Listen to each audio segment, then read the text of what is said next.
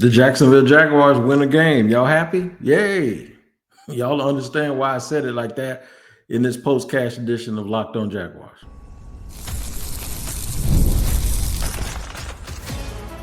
You are Locked On Jaguars, your daily Jacksonville Jaguars podcast. Part of the Locked On Podcast Network, your team every day. It's your team every day here on Locked On Jaguars. We thank you for making us your first listen. We're glad for you to join us here on a postcast edition of Locked On Jaguars, where the Jacksonville Jaguars are victorious against the Tennessee Titans 10-6. Glad to have you here today. The postcast is always something that's very, very special for us to get together on a Sunday afternoon after a Jaguars game. Normally we get together whether they win or lose, and usually they lose. But today the Jaguars won. But somehow today I don't feel like everybody is going to be like all extra happy about today's game. So we will get to that. We will talk today here on the postcast about that exactly. Why it means absolutely nothing for the Jacksonville Jaguars to win this game today. But we'll start with saying, yay, they won. And we talked about tanking. And I know that tanking is like something that just really can't be done, and I get it. And there's the aspect of the fact that the Titans are our rivals. They're the rivals of the Jaguars. And both teams were trying to win the game down the stretch, it seems, but the Jaguars were just a little bit better. Here's the reality of the situation. The reality of the situation is that was terrible football. That reminded me of the fourth preseason game, when we used to have 4 preseason games. Now I guess you can say it reminded me of the third preseason game. That was just terrible. It was a terrible exhibition of football. It meant absolutely nothing. And this ain't where I go on some crusade saying where the league needs to change stuff up. No, the league don't need to change. The league been what it is forever.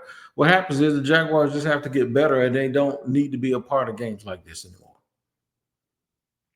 You saw 2 of the 3 or 4 worst teams in the league play today when you watched the Jaguars play.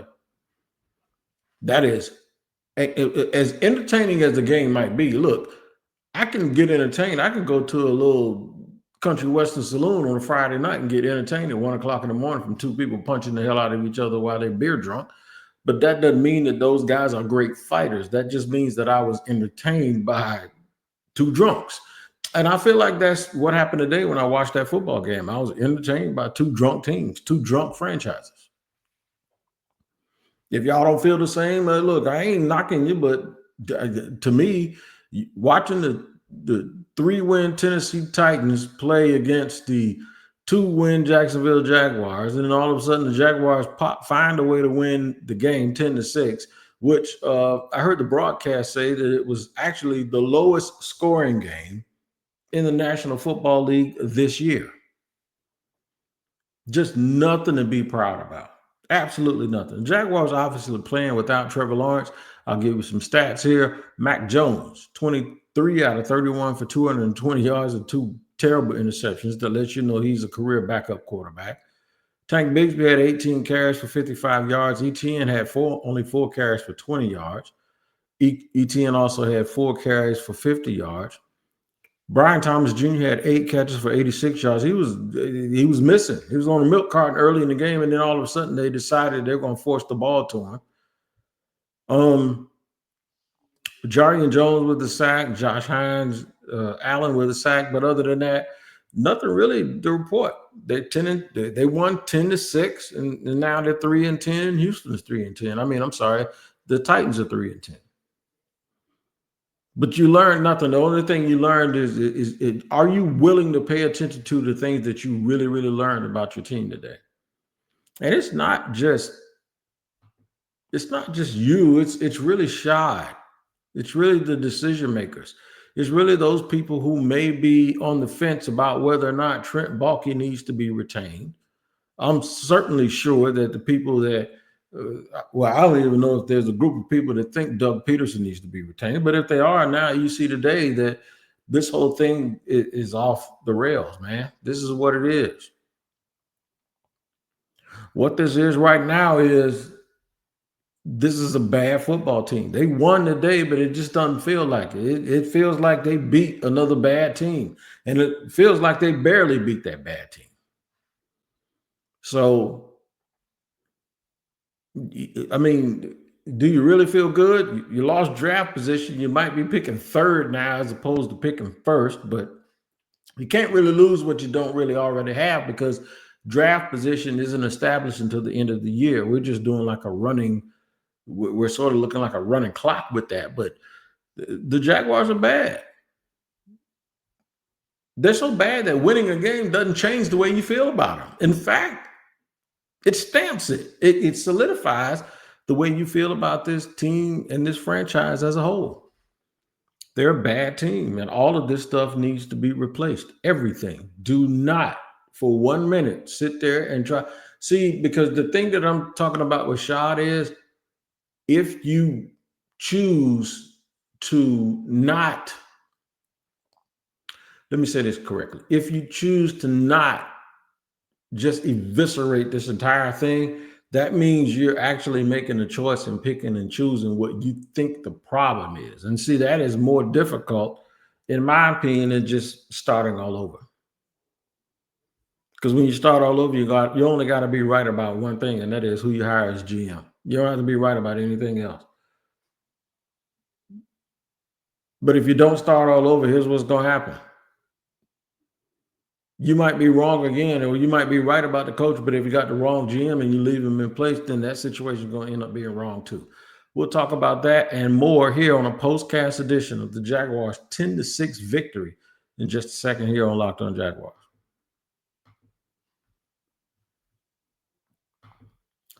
Today's show is sponsored and brought to you by Hillsdale College. Man, it is never too late for you to start learning, right?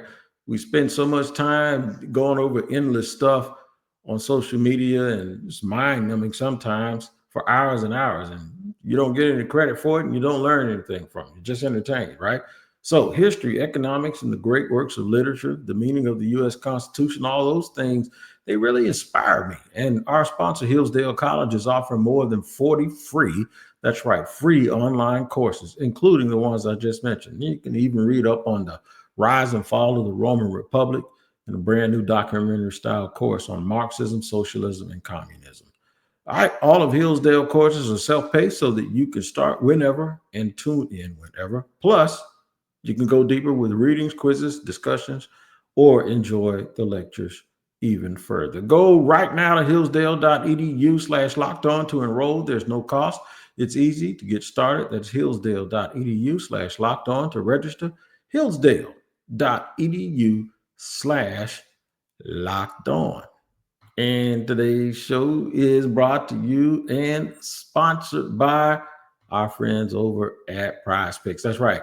Hey, even if your team isn't winning, today the Jaguars win. Most of the times they don't, right? You can still get in on Prize Picks and make you some money.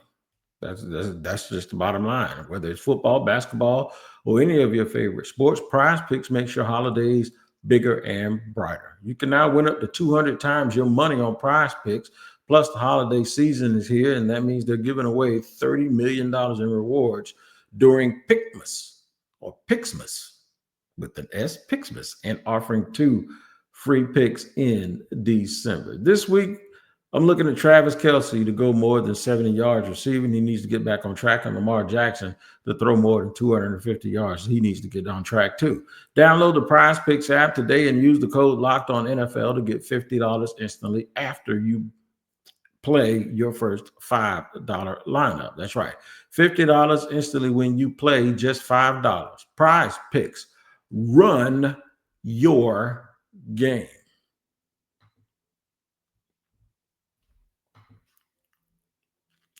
All right.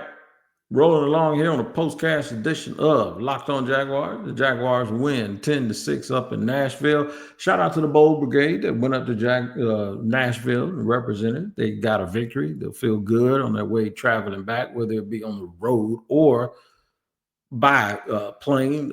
So kudos to you guys for going up there and not having to brave all of those mayonnaise-eating people messing with you when you leave the stadium. You at least got those guys quiet for a couple of hours. I know that's hard to do, but the thing that we worry about here is the long-term thing, and that is it just continues to ring true that the Jaguars are a terrible team.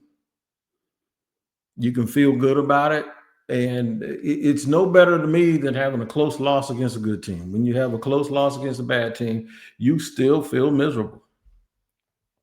Even though you won, you're supposed to feel better, saying, hey, man, victories are hard to come by in the NFL. Yeah, well, the Jaguars are still going to be able to get the player that they want to get at number 3 as opposed to getting the number 1. They just won't have the luxury of having leverage.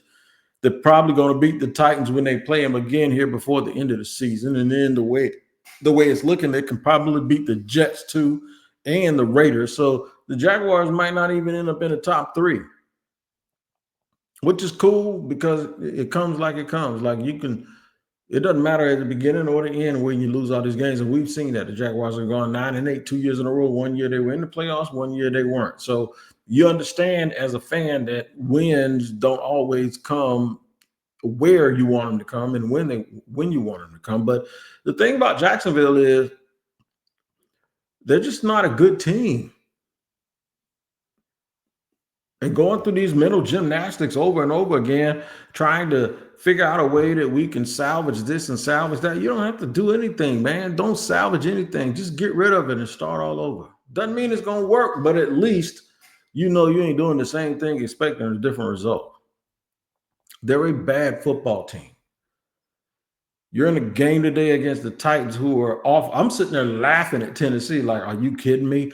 I'm laughing when the Jaguars got the ball back at the end of the game, and I thought they were going to be able to run out the clock, and they weren't, and then they punted it back. Tennessee actually had a chance to win the game again after going – the Titans basically, at the end of this game, they were down 10-6.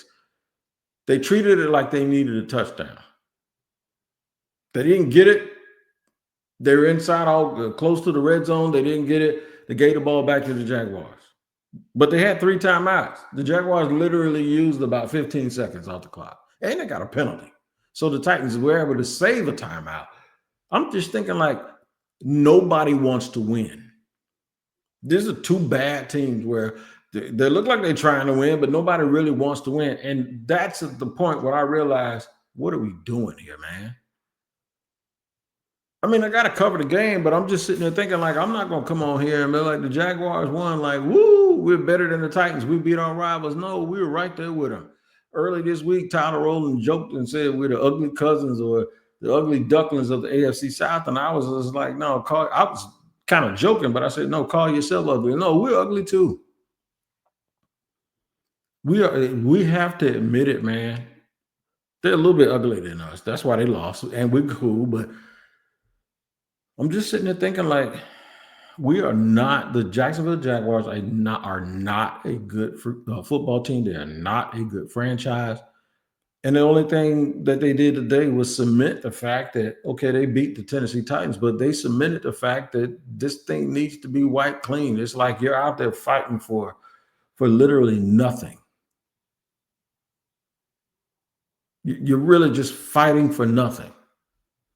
You're either a team that's in it or you're a team that's not in it. And the Jaguars right now are a team that is not in it. I'm not telling you to not be interested in it. I'm just telling you this needs to slap you this needs to slap you right across your forehead. And you need to know that this is how bad they are. This is who they are. This is what's going on. And this is why it needs to change. This is just the reality of the situation. The reality of the situation is they are awful. They're horrible. And anybody that thinks anything differently, I don't know what to tell you. The bottom line is this is a bad team, even at 3-10, and now they just got a little bit of a gift of a worse draft pick. But hey, they went out and won the game.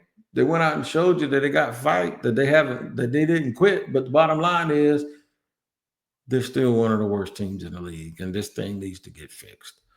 All right, man, you can fix it all here on Locked On Jaguars. Make sure you check me out every single day here on Locked On Jaguars, wherever you get your podcast, whether you listen to them or you watch them. And check me out on Locked On NFL each and every day. It's actually a 2-part show. Tyler Rowland will hit you over the head early in the morning with all the information that you need using the help of local experts. And then you can come by the barbershop and get it from me in the middle of the day. That's Locked On NFL. Make sure you check it out. All right, the Jaguars won a game. I guess you can feel good at the water cooler tomorrow. Maybe you will, maybe you won't. I ain't going to sit here and try to front and lie to you, but it is what it is. There's still a bad football team that needs to get fixed. We'll keep talking about how they're going to fix it every single day on Locked On Jaguars. Make sure you check us out. Until then, we'll see you next time.